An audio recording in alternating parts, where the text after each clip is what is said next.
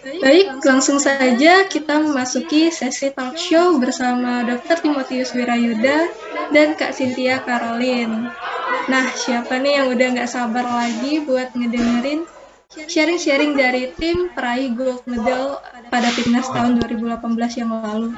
Mohon maaf dokter, sebelumnya apakah CV dokter mau dibacakan terlebih dahulu, dok? Boleh, silahkan. Oh ya, baik. Terima kasih dokter. Sebelumnya boleh buat panitia untuk share screen CV-nya.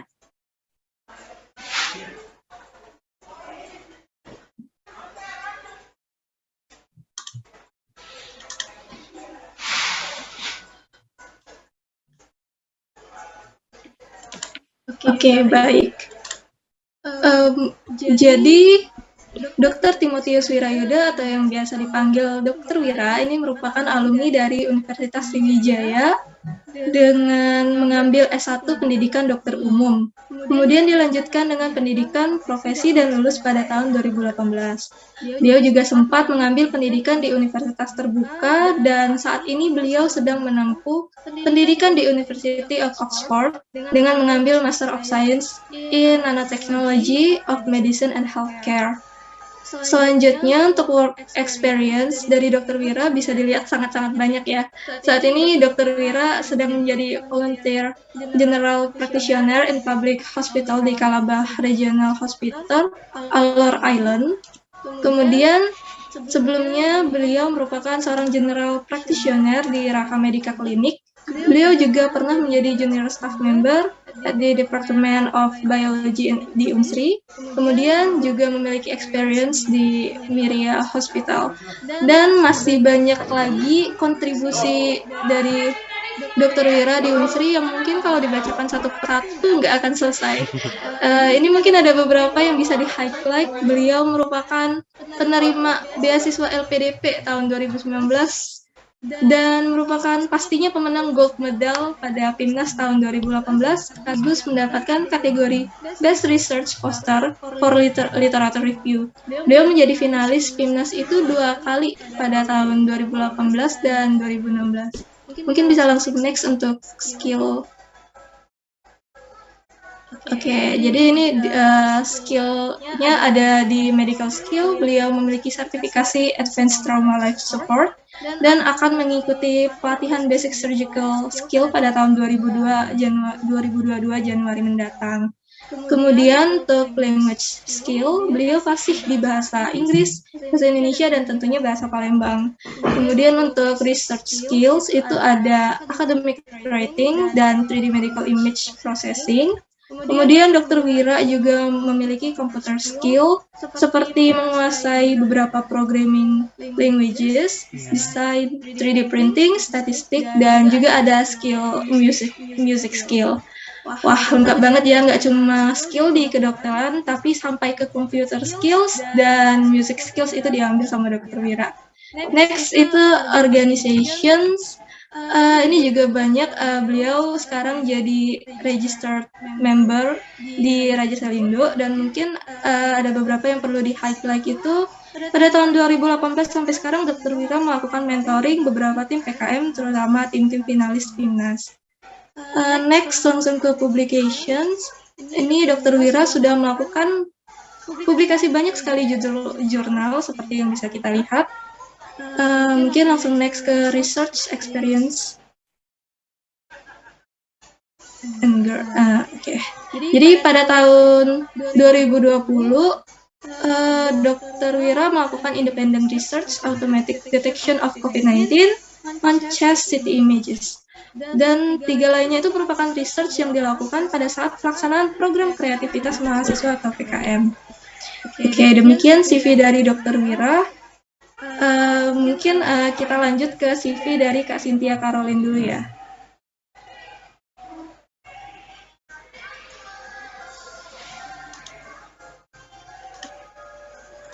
Boleh panitia untuk dibantu share screen?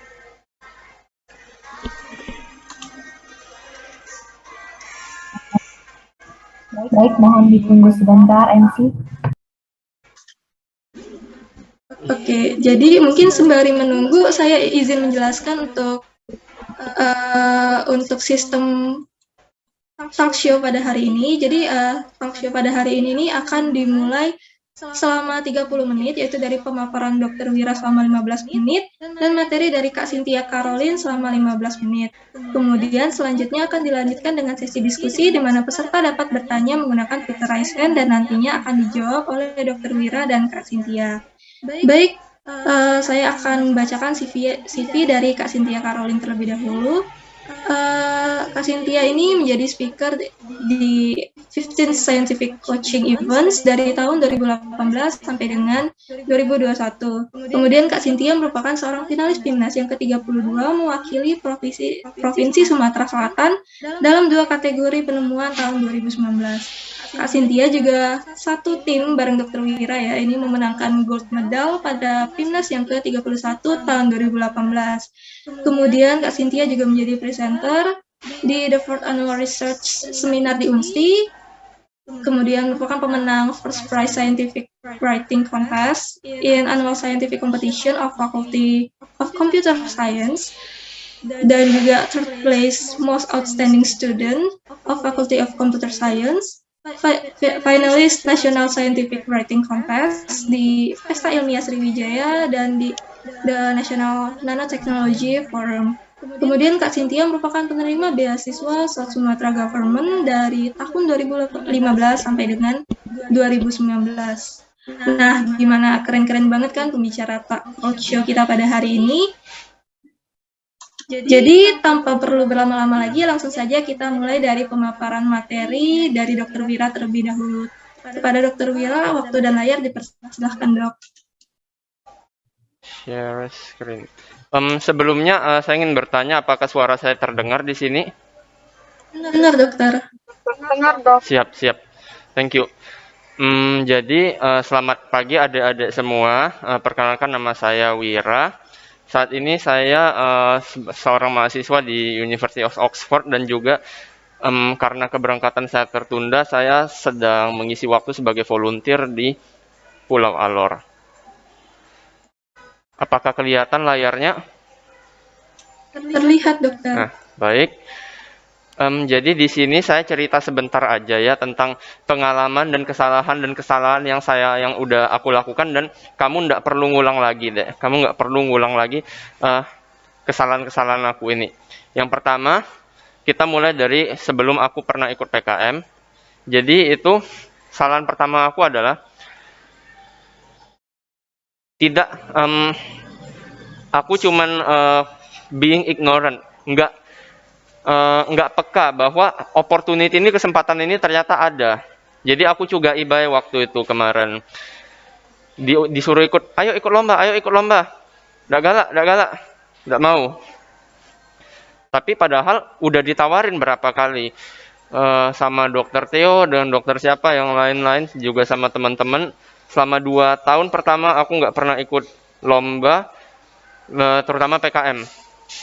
Nah, padahal PKM itu sangat mempengaruhi, bukan cuma berpengaruh untuk kita aja, tapi juga ada pengaruh ke alma mater. Dan kalau alma mater kita naik rankingnya, yang diuntungkan juga kita. Kalau kita mau daftar S2, kalau kita mau kerja di rumah sakit mana, itu juga dilihat ranking alma mater kita. Di sini kita lihat 10% dari ranking alma mater itu ditentukan oleh nilai PIMNAS, bukan lomba yang lain. Jadi kalau kamu bisa dapat medali, itu a really great achievement for you. Dan sejarahnya dari Unsri, ini kita lihat Unsri ini PIMNAS-nya ini nggak pernah lebih dari 10 tim. Dan jumlah tim yang berpartisipasi juga fluktuatif. Kita lihat di sini. Nah, ini distribusi PKM 2020. Mungkin statistik ini saya lupa update untuk yang baru karena saya belum dapat datanya kalau yang dari Unsri. Nah, kedua, kita masuk ke season pertama saya ikut PKM, itu tahun 2014-2015. Di sini waktu itu kami bikin robot pengepel ruangan berbasis Beetlebot. Ini mekanismenya sederhana sekali, tapi karena pertama kali ikut PKM, jadi ini aja yang kami bisa pertama kali ikut. Dan kesalahanku yang pertama apa? Komposisi tim.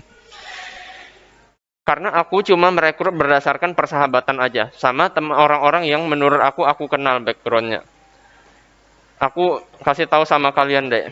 Jangan rekrut teman berdasarkan persahabatan, tapi bangunlah persahabatan setelah merekrut atau direkrut. Yang kedua, know your capability. Karena time frame pelaksanaan kegiatan sebelum Monef atau PKP 2 itu cuma 3 bulan. Dari pengumuman, teng, kamu didanai. Lalu, teng, kamu harus presentasi di depan juri. Itu cuma waktunya, time frame-nya cuma 3 bulan. Jangan membuat kegiatan yang butuh lebih dari 3 bulan secara prakteknya, walaupun kamu bikinnya 5 bulan. Oke, next. Waktu itu aku nggak baca yang namanya kriteria penilaian. Nah, jadi akibatnya apa? Waktu kami bikin alat ini, kami presentasi, dan alatnya itu bisa jalan, tapi scale-nya kecil banget. Jadi nggak bisa diterapkan untuk betul-betul ngepel ruangan. Dan itu bukan tantangan yang besar menurut tantangan intelektualnya. Nah, jadi perhatikan kriteria penilaian pada proposal, Monef, sama Pimnas tadi, seperti yang sudah Prof. Nuni jelasin tadi. Nah, kalau misalnya kamu jatuh di 1 poin, kamu bisa tingkatkan pada poin lainnya. Oke, sekarang kita masuk ke yang ketiga, season 2015-2016. Di sini aku mulai beradaptasi, aku mulai ngajak teman-teman dari teknik elektro, teknik mesin, sama teknologi informasi, Fasilkom, untuk membuat kursi roda yang dikontrol oleh sinyal otak. Walaupun itu cuma bisa berjalan maju aja pertamanya, dan sinyal otak itu mengatur kecepatannya. Di sini kesalahan yang pertama yang kami lakukan adalah kami over budgeting. Jadi yang pertama, mind your budget. Diperhatikan budgetnya itu mau berapa. Karena tidak semua alat dan bahan yang kita beli itu 100% fungsional. Karena pasti ada aja 1, 2, 3, 4, 5 yang rusak. Yang kedua, jangan tanggung-tanggung. Kenapa? Waktu itu kebetulan kami dikasih kesempatan untuk ikut Pimnas. Nah, dan kesempatan ikut Pimnas ini tidak datang 2 kali, for most of us ya. Nah, jadi waktu itu aku nggak ikut presentasinya karena aku takut waktu itu nggak boleh lebih dari 3 hari izin koas. Padahal sebetulnya kalau kamu tidak lulus 1 mata kuliah itu bisa remedial atau SP. Dan kalau tidak dapat medali Pimnas, gara-gara ini aja kan lebih sayang. Karena kenapa? Di sini kalau sekarang itu support terhadap mahasiswa yang ikut lomba itu jauh lebih besar, jauh lebih gede dibandingin zaman saya dulu. Karena kamu bisa live sampai seminggu aja kayaknya nggak masalah sekarang, setahu saya. Nah, kemudian jangan mikirin kalau kamu mau ikut Pimnas itu mikirin jalan-jalannya. Karena jalan-jalannya emang gratis, tapi 6 dari 7 harinya fokus ke acara lomba. Oke, yang keempat, design matters. Karena setiap orang bisa membuat desain yang bagus. Contohnya dengan kalau sekarang kita punya Canva yang bisa memberi desain gratis yang dapat diubah. Nah, coba bandingin. Ini poster aku 2015-2016, ini poster aku 2017-2018. Jauh banget kan? Oke, sekarang ini terakhir kali aku ikut PKM sebagai peserta itu 2017-2018. Di sini kebetulan ada 2 judul yang masuk, yaitu yang pertama PKMT, robot tray makanan berbasis line follower untuk di kantin sekolah, dan juga PKMGT, sky farming berbasis green technology. Nah, yang aku pelajari dalam periode ini adalah, yang pertama kamu harus membangun relasi tim, Dek. Nah, kenapa? Kalau kamu punya tim yang erat, siapa tahu mungkin sebuah perjalanan panjang, perjalanan yang mungkin seumur hidup, dimulai dari membentuk tim PKM. Bisa jadi ini. Kemudian nikmati setiap momen itu, dan buatlah masing-masing teammate itu tuh happy. Yang kedua, itu membaca ketentuan, terutama jumlah anggota tim. Jangan buat tim dulu sebelum menentukan skema PKM. Karena waktu itu awalnya kami mau bikin KC, tapi ternyata 2018 itu tiba-tiba aturannya KC itu cuma boleh 3 orang, yang harusnya 3-5 kan dulu. Nah, sekarang kayaknya udah boleh lagi 3-5. Jadi kami maksain gitu. Kami maksain gimana? Kami convert itu jadi PKMT atau sekarang namanya PKMPI. Nah, jadi tentukan dulu skemanya, tentukan dulu temanya itu sebelum membuat tim. Nah, jadi kita lihat di sini. Prof. Nuni tadi udah ngomong, penilaian proposal dilakukan secara daring dalam 2 tahap, yaitu tahap pertama dan tahap kedua. Tahap pertama ini kita lihat kesesuaian persyaratan administrasi yang bersifat wajib seperti dana-dana. Oke. Kesesuaian format proposal dan penulisan dengan pedoman PKM yang berlaku. Kesesuaian program yang diajukan dengan bidang PKM yang dipilih. Sekarang tahap kedua, kesesuaian persyaratan administrasi udah, oke. Yang kedua, kesesuaian format juga dilihat. Yang ketiga, kesesuaian program. Baru yang terakhir, itu di tahap 2 itu dilihat substansinya bagaimana. Jadi begini yang Prof. Nuni tadi ngomong. Kalau tahap 1, dilihat administrasi kamu jelek, udah buang. Tahap 2, jadi dilihat seleksi konten. Kalau nggak ada, sama satu lagi dilihat nih. Kalau ada tanda tangan palsu, itu auto dibuang, auto reject itu. Oke. Nah, kalau sudah tahap 1, tahap 2, itu udah lolos, jadi terpilih dan untuk didanai. Nah, ingat ini aturan 2021 dan mungkin berlanjut di 2022 juga. Peserta adalah kelompok mahasiswa aktif program pendidikan S1 yang terdaftar di PD Dikti. Mahasiswa yang sudah menyandang gelar sarjana dan sedang mengikuti pendidikan profesi dan koas, farmasi, kedokteran, kedokteran hewan, kedokteran gigi, dan lain-lain, tidak diperbolehkan mengusulkan proposal PKM-R dan seluruh bidang PKM yang lain. Sudah aku cek. Waktu aku bikin 2017-2018 itu, status aku udah koas. Dan itu kayaknya kali terakhir itu bisa koas bisa ikut. Tapi 2020 boleh, 2021 enggak. 2002 tahun aku boleh, tahun selanjutnya enggak, tahun selanjutnya boleh, tahun selanjutnya lagi yang terbaru ini enggak. Oke, tetapi bagusnya ini, seorang mahasiswa dapat bergabung pada lebih dari 2 tim pengusul. Boleh kamu masukin 100 judul, 200 judul itu boleh, asalkan masih dalam jumlah klasternya masih terpenuhi dalam jumlah klaster maksimal. Tapi nanti kamu yang didanai cuma ada 2. Nah, yang ketiga adalah ketahui bias. Ini bukan istilah K-pop ya. Ketahui bias masing-masing anggota sebelum merekrut anggota kelompok. Karena bisa saja PKM tidak jalan karena ada anggota yang biasnya tinggi. Yang satu mau ini, yang satu mau itu. Beda pendapat terus. Nah, jadi summary-nya komposisi tim, know your capability, kriteria penilaian, mind your budget, jangan tanggung-tanggung. Jangan anggap timnas itu jalan-jalan. Terus desain itu juga berpengaruh. Kemudian bangun relasi tim, baca ketentuannya, dan jangan lupa ada bias pribadi. Nah, ini tambahan dari aku. Kita mulai belajar meta-analisa. Meta-analisa ini maksudnya kita lihat apa itu meta-analisa. Coba lihat gambar ini. Apa yang bisa kamu simpulkan dari gambar ini? Kalau ini win rate atau tingkat kemenangan berbagai macam hero di Mobile Legends. Kenapa Lolita selalu di atas? Sedangkan yang milih Lolita rendah. Padahal harusnya kalau di atas, win rate-nya paling tinggi, harusnya orang milih ini terus dong. Kenapa enggak coba? Nah, what leads Lolita to having the highest win rate and why isn't she picked more if so? Itu pertanyaan-pertanyaan yang sering dijawab, yang bisa dibahas dalam meta-analisa. Tapi udah, kita lanjut ke PKM. Kita bukan Mobile Legends di sini.